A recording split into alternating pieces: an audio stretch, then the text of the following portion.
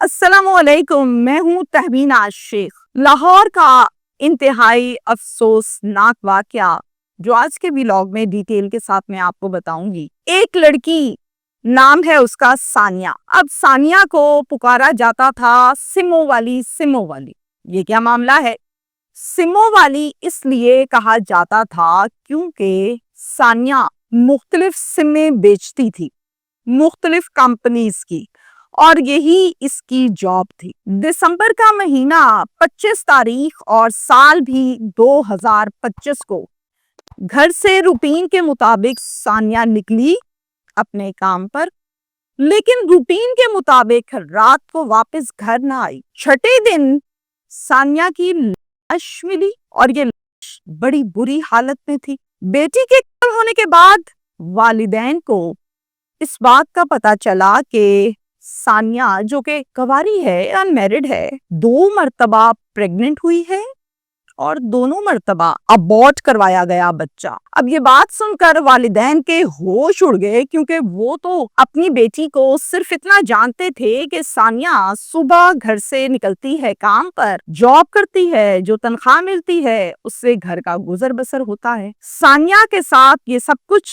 इस बारे में वालिदैन बिल्कुल नहीं जानते थे। उनके लिए ये एक शॉकिंग खबर थी, बहुत बड़ी और बहुत अजीब खबर थी। मेरे पास अच्छी खबर ये है कि सानिया के कातिलों को पुलिस ने जनाब गिरफ्तार कर लिया है। सानिया के कत्ल में 2 लोग मुलव्विस हैं, एक लड़का और एक लड़की। ये दोनों लड़का लड़की कौन है, क्या नाम है, आपस में एक दूसरे के क्या लगते हैं, सानिया के करने से, उसको मारने से इनका क्या मुफाद जुड़ा था, वजह अनात क्या है, कैसे कत्ल किया, ये सब आपको मैं आज के व्लॉग में डिटेल के साथ बताऊंगी। ये वकूआ जो मैं आपको रिपोर्ट कर रही हूँ ये लाहौर का है, और लाहौर का इलाका है रायवंज, जहाँ पर यह अफसोसनाक वाकया पेश आया। घर के सरबराह का नाम है मोहम्मद मोन्नस साहब, अहलिया हैं आमना। अब इनके 3 बच्चे हैं। सबसे बड़ी बेटी है, नाम है उसका सानिया, उम्र है 17 साल। इसके बाद भी एक बेटी है और फिर सबसे छोटा तीसरे नंबर वाला बेटा है। वालिद साहब जो है माजूर हैं, जिस वजह से वो काम काज प्रॉपर नहीं कर पाते और घर पर रहते हैं। तो वालिदा लोगों के घरों में काम करती है, घरेलू मुलाजिमा है। अकेली वालिदा नौकरी करती और इनकी बड़ी कम सी, थोड़ी सी तनख्वाह में घर का गुजर बसर होता, जबकि घर पर खाने वाले कुल 5 अफराद हैं। अब 5 अफराद का आज के महंगाई के दौर में उस तनख्वाह में पूरा नहीं होता था, तो घर के हालात बहुत कमजोर थे। ऐसे में सानिया ने सोचा कि क्यों ना मैं भी साथ में नौकरी करती हूँ, और फिर अपने लिए मुख्तलिफ जगहों पर नौकरी तलाश करना शुरू की। अफसोस के सानिया पढ़ी हुई नहीं थी तो जॉब तो ना मिली, लेकिन तलाश में एक दिन एक ऐसे लड़के के पास पहुंची जो कि रोड पर खड़ा सिमें बेच रहा था। उसके पास चले गई, उसको सलाम किया, उसे कहा, भाई बहुत जरूरतमंद हूँ, मुझे भी नौकरी पर लगवा लो अपनी तरह, आपका एहसान होगा। कुदरत खुदा की, ये लड़का खुदातर्स था, शरीफ था। इसने कहा, मैं पूरी कोशिश करूंगा, आप कल मुझसे पता कर लें, मैं बात करता हूँ। और फिर सानिया की जॉब इस लड़के ने अपनी ही कंपनी में करवा ली, और अब सानिया भी नौकरी इसको ये मिली कि ये भी सिमें बेचेगी। टास्क होते हैं, तनख्वाह फिर उस हिसाब से दी जाती है, प्रॉफिट होते हैं, ये तमाम मामलात इसको समझाए गए और फिर सानिया ने नौकरी कर दी शुरू। अब सानिया मुख्तलिफ पॉइंट्स पर जो कंपनी बताती थी वहां पर खड़े होके सिमें बेचती थी।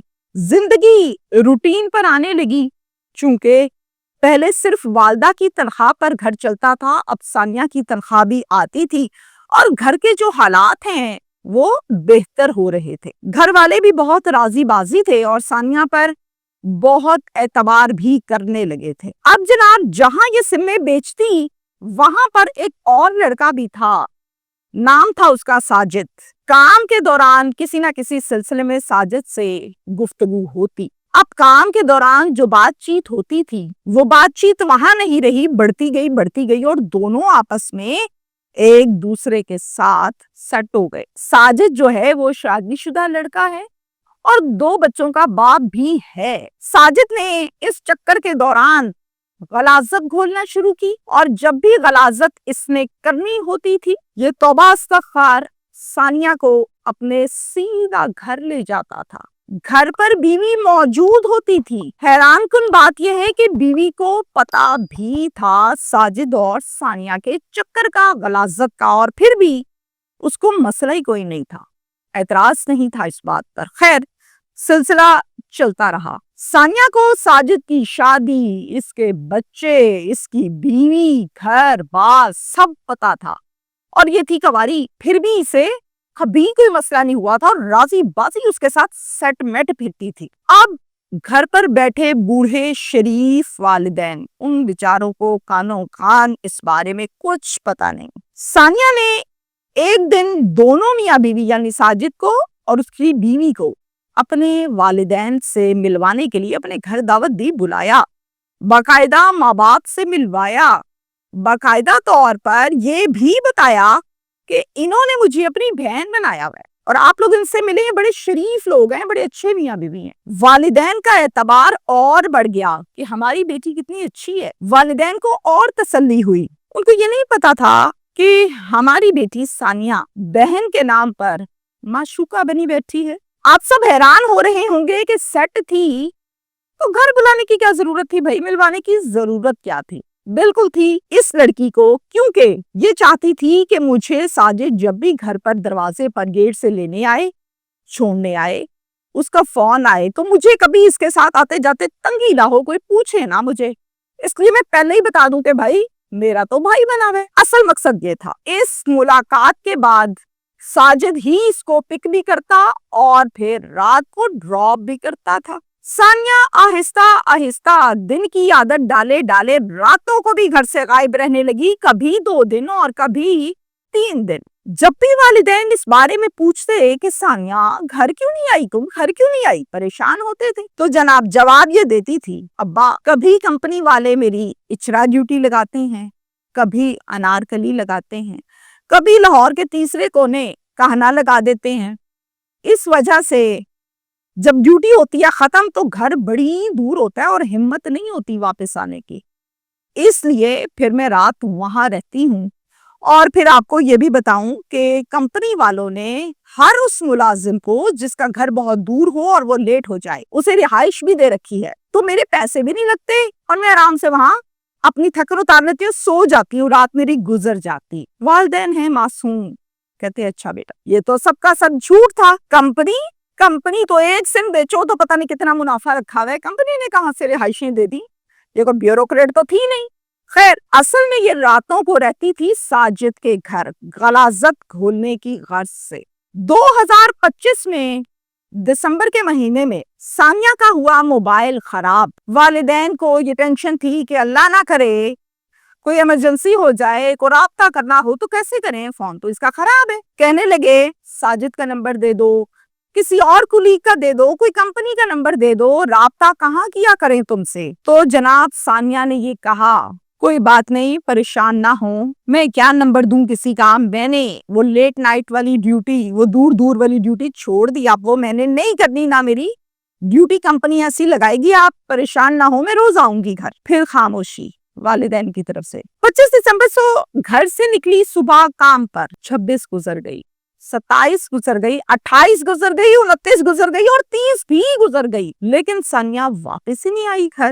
والدین ایک ایک دن کو ایک ایک سال کی طرح گزار رہے تھے کہ کہاں چلے گئی ثانیہ، کہاں ہے کہاں ہے، نہ کوئی نمبر تھا، نہ کوئی اور کسی کولیگ کا نمبر، اور ایون دین جہاں پر آفس تھا اس کا ایڈریس بھی نہیں جانتے تھے۔ 31 دسمبر کو والدین لاہور کا تھانہ ڈرائیونٹ وہاں جاتے ہیں، ایس ایچ او کو ساری بات بتاتے ہیں اور پھر والد صاحب ایک پرچہ اغوا کا درج کرتے ہیں اور مدعی خود بنتے ہیں۔ یہ پرچہ نامعلوم درج کیا جاتا ہے۔ اب جناب قانونی طور پر پرچہ درج ہونے کے بعد آپریشن سے انویسٹیگیشن کے پاس پرچہ چلا جاتا ہے اور کسی ایک آفیسر کی ڈیوٹی ہو جاتی ہے کہ وہ اس کیس کی تفتیش کرے گا، وہ ہوتا ہے تفتیشی آئی او۔ کال کرتا ہے والد صاحب کو، کال کر کے کہتا ہے بزرگوں تھانے آؤ، کوئی گل بات کرو، جواب دیو، کی کرنا ہے، کتھے ہو، کوئی رابطہ نہیں۔ والد صاحب کہتے ہیں میں قصور ہوں، میں نے ثانیہ کی منگنی کی تھی جس لڑکے سے، مجھے شک پڑا کہ چلو شک دور کر لوں، میں یہاں آگے چیک کرتا ہوں کہیں اس کے گھر تو نہیں ہے، کہیں کسی رشتے دار کے تو نہیں بیٹھی ہوئی، اس لیے میں قصور آیا ہوں، تو یہاں سے اپنا کام پورا کر کے جب واپس آؤں گا تو آپ کے پاس آؤں گا۔ کہتا جی ٹھیک ہو گیا، تو اسی تھانے چکر لانا ہے واپس آ کے۔ کہتا اوکے۔ 2 جنوری کو کال کرتا ہے ساجد والد صاحب کو، ساتھ ساتھ اس کی آواز جو ہے وہ روئی روئی ہے، بھری بھری ہے۔ کہتا ہے میں ساجد ہوں، میں ثانیہ کا بھائی بناؤں جو آپ کے گھر آیا تھا اپنی بیوی کے ساتھ۔ کہتے اچھا اچھا اچھا شکر ہے تیرا فون آیا، ساڈے کول تے نمبر ہی کوئی نہیں تیرا۔ اب ساجد آگے سے رو رہا ہے، کہتے ہیں ثانیہ دا دس، ثانیہ کتھے ہے؟ ساجد کہتا ہے بزرگوں بڑا بدقسمت بھائی ہوں، ہماری کمپنی نے ایک ٹاسک دیا ہوا تھا جو ہم نے آؤٹ آف سٹی جا کے پورا کرنا تھا دوسرے شہر میں، ہم وہ ٹاسک پورا کرنے گئے تھے اور پھر کل آدھی رات کو ہماری واپسی ہوئی ہے، ثانیہ میرے پاس ہی رک گئی، تھک گئی تھی، ہم دونوں میاں بیوی صبح اٹھے ہیں، میری بیوی گئی ہے، ثانیہ نہیں تھی، پھر واش روم میں دیکھا کہ وہاں ہوگی، اب جب واش روم جا کے دیکھا تو ثانیہ کی نہ سانس چل رہی ہے نہ دھڑکن چل رہی ہے اور گری پڑی ہے زمین کے اوپر، فوت ہو چکی تھی۔ جانے کیا ہو گیا، کوئی کرنٹ لگ گیا، پاؤں سلپ ہو گیا، یا پھر اللہ کی طرف سے ٹائم پورا ہو گیا، ساتھ روئی جا رہا ہے، مظلوم بن رہا ہے، بڑا دکھی ہوں میں، بڑا بدقسمت بھائی ہوں، میری تو بہن بنی تھی۔ یہ سنتے ہی ماں تو چیخو پکار کر کے بین ڈالنے لگی اور باپ کی آواز بھی مزید کانپنے لگی، کہنے لگا بزرگوں حوصلہ کرو، میں بھی تے کیتا ہے، میں میت لے کے آ رہا تہاڈی ول، حوصلہ کرو، میں بھی تہاڈا پتر ہاں، مینوں ثانیہ سمجھو۔ فون بند ہوا اور اگلی کال آ گئی آئیو کی۔ آئیو کہتا ہے تفتیشی بزرگوں تسی تھانے نہیں چکر لانا، تسی قصور تو واپس نہیں آئے۔ بزرگ آگے سے کیا جواب دیتے ہیں، یعنی والد صاحب، وہ کہتے ہیں میں کی چکر لانا ہے، کوئی قانونی کاروائی نہیں کرانی، پرچہ بند کر دیو، پھاڑ دیو، میری بیٹی نے کتھوں لبنا ہے، وہ تے دنیا ہی چھڑ گئی، رو رہے ہیں۔ چونکہ شریف تھا، جو کہتا تھا کوئی اس کی بات مانتا تھا، اب یہ تو سیدھا تھا، لیکن پولیس سیدھی نہیں ہوتی، پولیس کو یہ ساری بات سننے کے بعد بات مشکوک لگتی ہے، کہتے ہیں اچھا چلو حوصلہ کرو، کوئی مسئلہ نہیں، دسو تہاڈے گھر دا ایڈریس کتھے ہے، اسی چکر لانے ہاں تہاڈے کول، اسی بھی تہاڈے بیٹیاں طرح بتا دیتے ہیں۔ ادھر سے میت لے کے ساجد آیا، پیچھے پیچھے پیچھے پیچھے 4-5 قدم پیچھے، ساجد کو نہیں پتا، پیچھے پیچھے پولیس آ گئی۔ جیسے ہی اندر آئے، میت کو دیکھا پولیس نے تو اس کے سر پر زخم ٹائپ کے نشانات پائے گئے، بالوں کی وجہ سے اتنا کلیئرلی زخم پھٹ اور کٹ نظر تو نہیں آ رہا تھا، لیکن چونکہ زخم تو تھے۔ اور پھر پولیس نے پوچھا کہ یہ کون ہے، میت کدھر سے آ رہی ہے، بتایا کہ یہ ساجد ہے، اے پرا بنیا، اہی تے دس رہا ہے کہ اے رولا بن گیا۔ پولیس کہتی ہے اچھا اچھا اچھا، قانونی کاروائی ہے، صاحب دا حکم ہے کہ پوسٹ مارٹم کرانا ہے تو تسی تھانے چلو۔ پولیس نے کو پوسٹ مارٹم کے لیے بھجوایا اور ساجد کو ڈالے میں بٹھایا، معلومات لینی ہے ذرا آج اٹھانے، اور تھانے چلے گئے۔ وہاں جا کے پولیس نے رشتہ پوچھا، تعلق پوچھا، رات کیوں رہتی تھی، بیوی کا پوچھا، بچوں کا پوچھا، ہر سوال کا جواب الٹا۔ پھر سافٹ ویئر اپڈیٹ کیا، جب اپڈیٹ ہو گیا تو پراپر کام کرنے لگا سافٹ ویئر، اور پھر ساری بات تفصیل سے ساجد نے بتائی۔ کہتا ہے پولیس کو میرا 1 سال سے ناجائز تعلق تھا ثانیہ کے ساتھ، رضامندی سے، ثانیہ کو میں خرچہ مرچہ دیتا تھا، کپڑے شپڑے لے دیتا تھا، راضی رہتی تھی، خوش ہو جاتی تھی۔ سمے بیچنے کا میرا کام ٹھنڈا پڑ گیا، میرا ہاتھ تنگ ہو گیا، میں نے ثانیہ سے کہنا کہ میرا ہاتھ تنگ ہے، میرے پاس پیسے نہیں ہیں، اس نے اس بات کو نہ مانا اور بلکہ یہ کہا آپ تم جھوٹ بولتے ہو، مجھے اور پیسے دو، اور پیسے دو، یعنی خرچہ بڑھانے لگ گئی تھی کہ اور پیسے دو۔ کہتی تھی جتنے پیسے بیوی کو دیتا ہے اتنے پیسے مجھے دے، میں بھی بیوی کی طرح ہی تیرے ساتھ رہتی ہوں جیسے تیری بیوی رہتی ہے۔ اب یہ والی بات جو تھی میری بیوی کو شدید بری لگتی تھی، باقی کبھی اس نے اعتراض نہیں کیا تھا، لیکن اس بات پر اس کو یہ لگتا تھا کہ شاید میں نے چوری چوری نکاح کیا ہے یا پھر میں کر لوں گا، تو وہ میرے سے لڑتی تھی ہر دفعہ اور کہتی تھی یہ کیا مصیبت ہے۔ اب اگلی بات یہ ہوئی کہ یہ کیا کرتی تھی، میرے گھر بیٹھ جاتی تھی، کہتی تھی میں نے نہیں جانا، پیسے دے گا تو میں جاؤں گی ورنہ میں بیٹھی ہوں ادھر۔ اب یہ بیٹھی رہتی تھی، میرا اور میری بیوی کا جھگڑا زیادہ سے زیادہ ہوتا رہتا تھا۔ بیوی کا جملہ ایک ہی تھا، میرا مقابلہ کیوں کرتی ہے، کہیں تم نے نکاح تو نہیں کر لیا۔ اس کو ایسا پکا شک پڑا کہ میرا جینا حرام کر دیا اس نے، ایک طرف اس نے ایک طرف اس نے، میں بیچ میں پھنس گیا، میں نے کیا کیا, بیوی کے ساتھ مل کر پلان بنایا. پولیس نے کہا کیا پلان بنایا, کیسے کیا وہ بات بتاؤ. کہتے ہیں 25 دسمبر کو یہ آئی ہے, آتے سار پیسے دے. میرے پاس پیسے نہیں تھے, میرے تو بچوں کے لیے میرے پاس پیسے نہیں تھے. میں نے کہا میرے پاس پیسے نہیں ہیں, تماشا مت لگاؤ. کہتی ہے تماشا کیا ہوتا ہے, بیٹھی ہوں میں ادھر, جب ہوں گے تو دے دینا, نہیں ہے تو میں بیٹھی ہوں. میں تنگ پڑ گیا, میں نے اس کے 2-3 لگائی, میں نے تو لگائی, میری بیوی نے بھی اس کو مارا, ہم نے بہت مارا. جب مار کے ہم تھک گئے تو میں نے اس کا گلا دبا دیا, یہ مر گئی. اور پھر ہم ایک دوسرے کا منہ دیکھیں کہ اب کدھر کرنی ہے, کسی کو پتہ نہ لگ جائے. ہم یہی ابھی سوچ ہی رہے ہیں کہ حل یہ نکالا ہم نے کہ واش روم کا ڈرامہ لگا دیتے ہیں. میں نے پھر کال کی اس کے والد صاحب کو, میں نے کہا کہ بزرگو او گر گئی ہے واش روم چ, پتہ نہیں کداں کی ہویا, اور وہ ساری بات میں آپ کو آغاز میں بتا چکی. میں یہ نہیں جانتا تھا کہ اس کے والد صاحب پرچہ بھی کروا چکے ہیں, اور یہ بھی نہیں پتا تھا کہ آپ کا فون آیا اور آپ کو انہوں نے ایڈریس بتایا. اگر مجھے پتا ہوتا تو میں کیوں میت لے کر آتا. میں یہ سمجھا کہ 4-5 دن تو بولے کچھ نہیں, اب کیا بولنا ہے, میرا ڈرامہ کامیاب رہے گا, میت تو پکڑاؤں ان کو, اس لیے میں آیا یہاں, اور پھر آگے آپ لوگوں نے مجھے پکڑ لیا. یہاں تک ہے ہمارا آج کا کیس. اور اچھی خبر کہ ملزمان پولیس کی حراست میں ہیں, گرفتار ہیں. ایک ہی میسج ہے جناب, جتنی سانسیں دنیا پر اللہ سے لے کر آئی ہیں, اس سانسوں میں سے 1 سیکنڈ کو کوئی بڑھا کے دکھا دے, نہ آج تک کوئی بڑھا سکا نہ بڑھے گی.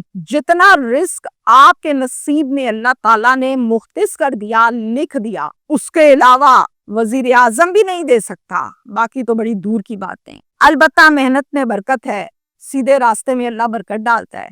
یہ شارٹ کٹ ویز, یہ غلاظت, یہ گناہ, ان چیزوں سے یہ کانسیپٹ بن گیا کہ جی پیسے آتے ہیں, خیر ہے. پیسے نہیں آتے. ایکچولی آپ اپنی موت کا سفر شروع کرتے ہیں, اپنی بربادی کا سفر شروع کرتے ہیں. جب سفر پورا ہوتا ہے آپ برباد ہو جاتے ہیں. اب میں تو یہ کہوں گی کہ اللہ تعالیٰ ثانیہ کے لیے آسانی فرمائے, بخشش فرمائے, لیکن میسج اور اس کیس کا مطلب یہ ہے, وہ تمام لڑکیاں جو گھروں سے کام کے لیے نکلتی ہیں, ان کے لیے اگزامپل کافی ہے. شکریہ.